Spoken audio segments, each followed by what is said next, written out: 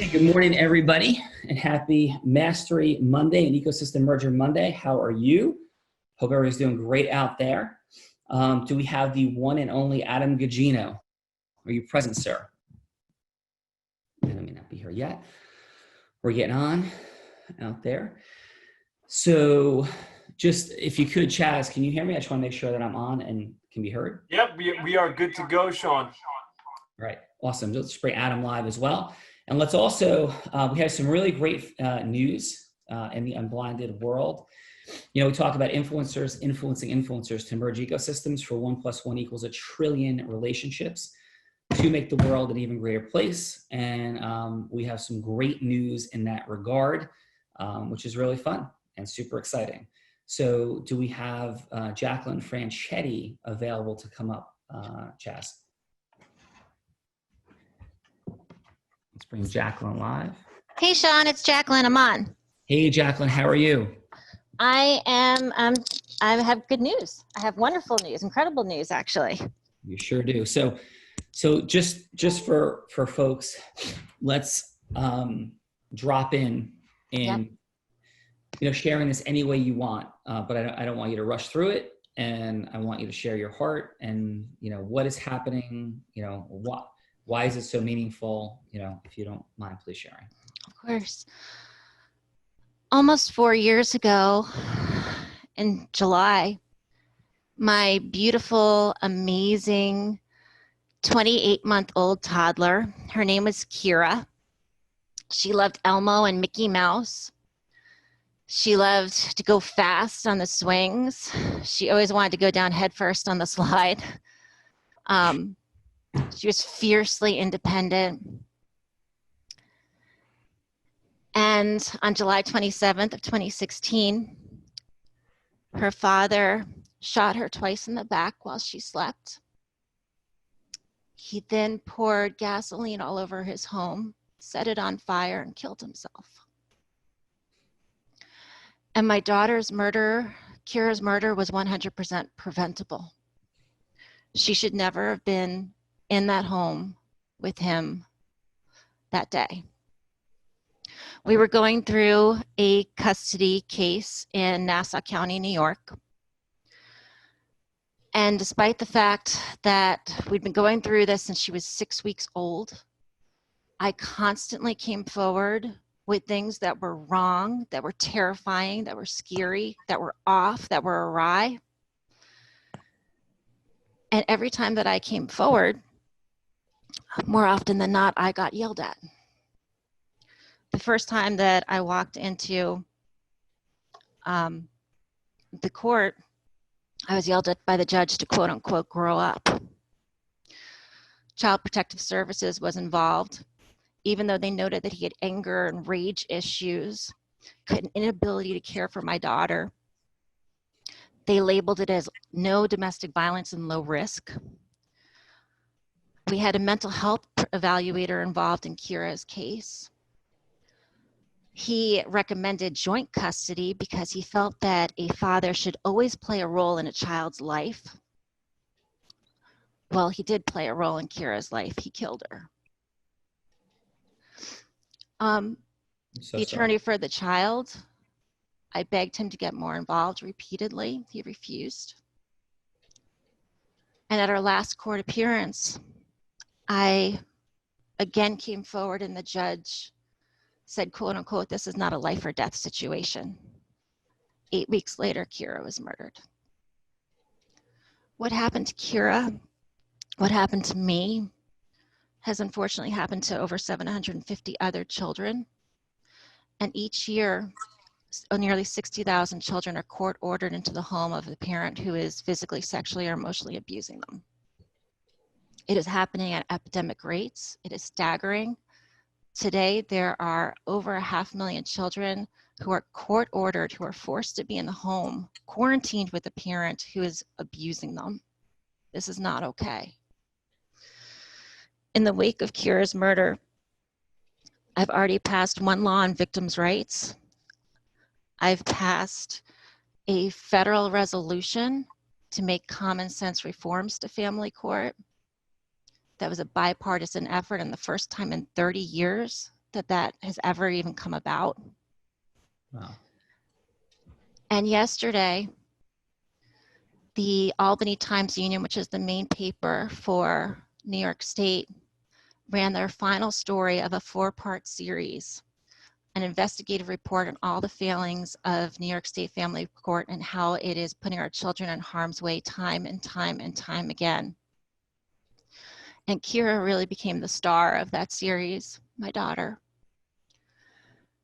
And in their story yesterday, not only did they slam OCA, which is the judicial system in New York State, for their failings and for their lack of doing anything and for keeping their head in the sand, but they highlighted 4 bills that I have been working on in New York State, one of which is called Kira's Law. And 2 of the bills, when put together, Kira's Law and one other unsupervised visits, will be complete game changers for not only New York State, but what I hope will be adopted by 49 other states, because it'll put common sense changes into family court to make the health and safety of the child the first priority and make sure we're not just handing children over to abusers at the alarming rates that we currently are. And with those 2 bills passing, which one was just introduced last week, and the other one is imminent in the next days to be introduced, as well as the 2 other bills that I'm working on, which deal with training for court officials, the landscape can shift dramatically. So it is a huge, huge monumental moment because I can finally talk about everything that I've been working on and the shifts and the dynamics and everything that's coming about. It is the dawn of a new day. And I have had parents over the weekend in the past 24 hours reach out to me in tears as they've read about these things, that things can happen and that things are going to change. And while nothing can bring Kira back, at least we can try to stop this from happening to anyone else ever again. Because what happened to Kira can happen to someone you know or love unless these changes are made. Jacqueline, words can't express how impactful what you've shared is. And I can't even begin to imagine how you feel right now and how you have felt. And I am incredibly grateful to know you, to be inspired by you, and to just hear you. And it is incredible. Words don't do justice. We use words like incredible, amazing, phenomenal. It is truly important, critically important, of the utmost importance and priority, what you are doing and have done.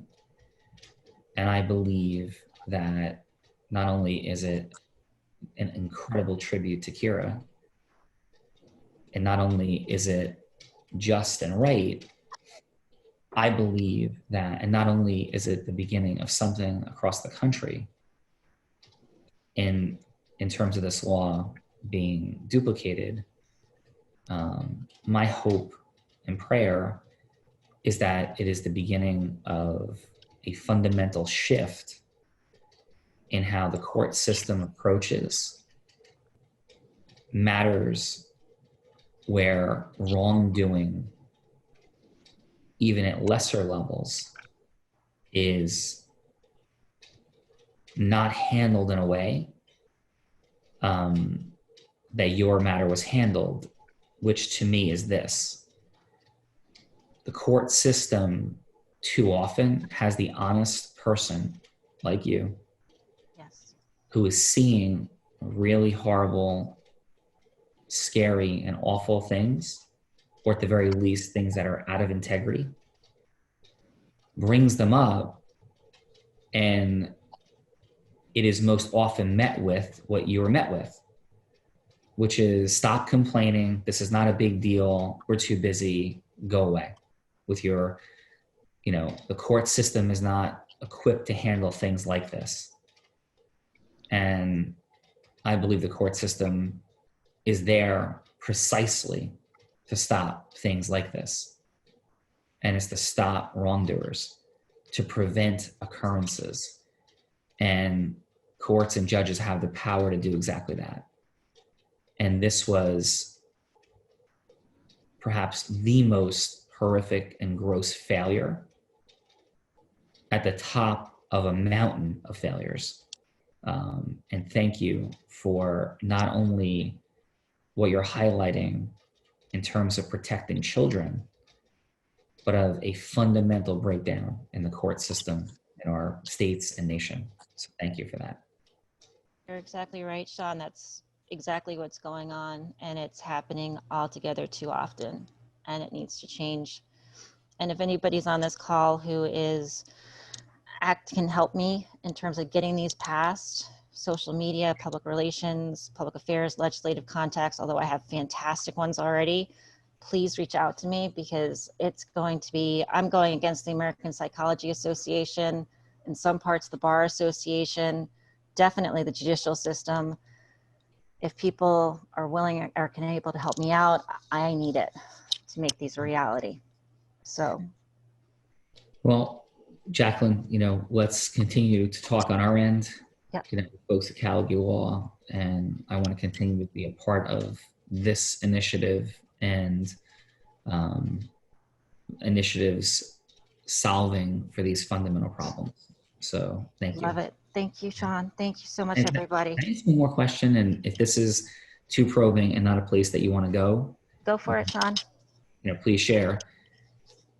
I've never asked you this, but it just is like so present for me. Not that I matter, but from my heart, did this judge ever say anything? The one that said this is not a life or death matter. Did this judge ever say anything after that? Was there ever any account? I asked for a meeting with her, either with the court reporter or in chambers, and was refused, and she refused. So there's never been an apology? None. There's never, nothing? Nothing. She's looked the other way. In fact, I know from her courtroom, from other cases, her actions have gotten worse, not better, in the wake of Kira's murder. That is unbelievable.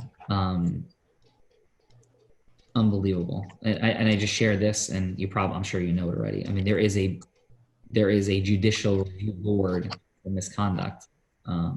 So I just remind you of that. And I know we've had so many things going on. It is unfathomable how, to me, people protect themselves and avoid confronting truth and reality.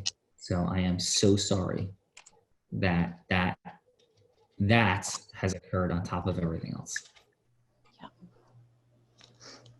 Yeah. Thank you, Sean. Thank you. Jacqueline, congratulations. You are a beacon of light and hope and truth, and you are certainly unblinding the world. So thanks, Jacqueline. Thanks, Sean. Thanks, everybody, for your support. Right, Thank you. God's work. Oof. Where to go from there? Well, I guess if that doesn't put life and our journey in perspective, I don't know what could. Jacqueline's a hero and an inspiration. And it would probably be very appropriate to just conclude today that way. However, we had committed already, before we got this breaking news about Jacqueline, to have an amazing person on. And, the energy of this conversation is incredibly different. And it is beautiful, and it is fun, and it is meaningful, and it is heartfelt. And so, forgive the transition, which I am present to, from that depth of emotion, inspiration, but also pain, into another awesome person who is impacting things on a very meaningful level and on our way to impacting things on a huge level. Do we have Susan present? Adam, Susan, are you out there? Chaz could bring Susan live. She should be, yeah, ready to go. Yes, Susan? I am. I'm here, Yeah. Adam. Hi, Adam. Hi, Sean. Hey, Susan, how are Hello. you? I am, you know what? I had in my mind what I'm going to say, and Jacqueline just changed the whole ball game and the whole tone. And I told Nicole this morning I wasn't going to cry when I talk about love, but now I'm crying because I'm just thinking about how humbled I am with listening to Jacqueline. It just boggles my mind. Thank you, Susan. And you are a deep feeler, incredibly present and aware person. I'm very grateful for you. And Susan, yeah. So what's on your heart? And you're up to big things in the world. So please share. Yes. Jacqueline, the reason why I'm tearing up is because you just made me realize and deepened my purpose for why I created this very thing that I'm about to announce today. And my business partner and I we just launched this weekend our dating app. And the reason why I created Love in Sync as a dating app with my business partner, Tina, is because we want to build a new construct of how people come together in love and to help people get back into the world of connecting with one another as human beings, as not robots, as not behind the screen, but just to bring the inspiration back to love so that people are not overprotecting themselves and just to open up our hearts.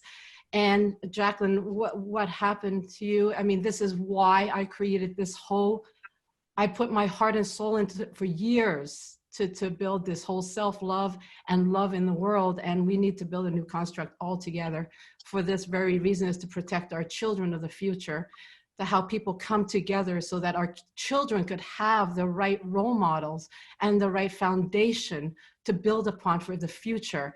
And if we don't work through our love mindset and not be so scared and become more inspired with love, and to build awareness of why love fails out there and to change what we need to change. This is what I want to do with Love in Sync, and to bring people together in a community where we are growing together and to understand that there is no judgment and we need to let our hearts be vulnerable and be taken care of. And so that's why, I didn't even know what I was going to say today, but thank you, Jacqueline, for coming before me, because honestly, you have just given full purpose to what we are doing with Love in Sync. Wow. Amazing, Susan. And so you're solving for the problem of love with the and single app that is connecting people who are growth mindset oriented, right? Personal development oriented. Correct. Like training aspects to it. So you want to just speak into that, like what's coming next? Yes, so basically, we've built a Love Academy within our dating app, and it's basically teaching people through the mindset of what not to do. If you didn't work out on one dating app, you're not going to be successful on another probably. And there are things that we need to actually look at what we're not doing, right? We're not looking at ourselves. So this, we will be guiding people through that process and doing live webinars every week to help the community just understand what they're going through and what they're experiencing in the dating world, particularly for single moms and single dads out there. Their children are so important to them, and we need to have a protective environment that teaches everybody to come together in trust. And so we're putting a lot of human resources within this app to help people rather than just have a virtual online community of people just running loose. And so, yeah, so what we're doing now is we're gonna have people come into the community. We just opened up the app, and we're gonna open up each city. We're starting with New York community and outskirts and Toronto first, because if you have two people in a dating city, there's not gonna work out very well. But we are focusing on personal development community, because it just boggles my mind how large of a percentage of us in the personal development community are single or not happy in relationships. And I've come up with a formula of why love has become so difficult to decipher and the emotional intelligence behind it. So I really want to rather than working with one-on-one clients now, I focus on just delivering this information to the masses because we all deserve love and we all deserve to be loved. Awesome, Susan. And Susan, you're having some event coming up. Is that right? So we are for every week from starting June 26th, we're going to be doing Zoom speed dating. So out of the people that apply to open up their profiles on our app, we're going to select 50 people every week to get together on the Zoom speed dating where they can see one another. In our app, we're going to be promoting and encouraging, pushing actually, videos, audio, and pictures to make sure that the authenticity and transparency is really out there. We don't want, honesty is the basis and foundation of our business. And so we're really pushing the authenticity within this community. Awesome. Which sounds like human influencing skill sets will be quite relevant, and that is present. And I'm very grateful for you, Susan, and excited about all. And appreciate you. So thanks so much for coming on today. Thank you, Sean. Thank you, everybody in the Unblinded community. And thank you, Jacqueline, for speaking this morning. Susan?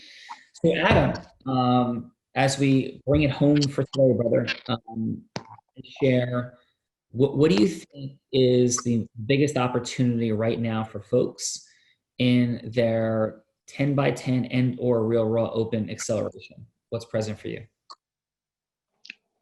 The biggest opportunity is the proximity to you, for one, for sure right now, as this begins to accelerate, and the opportunity to be a part of this from its infancy stages where, look, we are looking now very hard for people who are going to step into roles that want to accelerate their business in their vertical and be leaders in those areas. So there's never been a better time.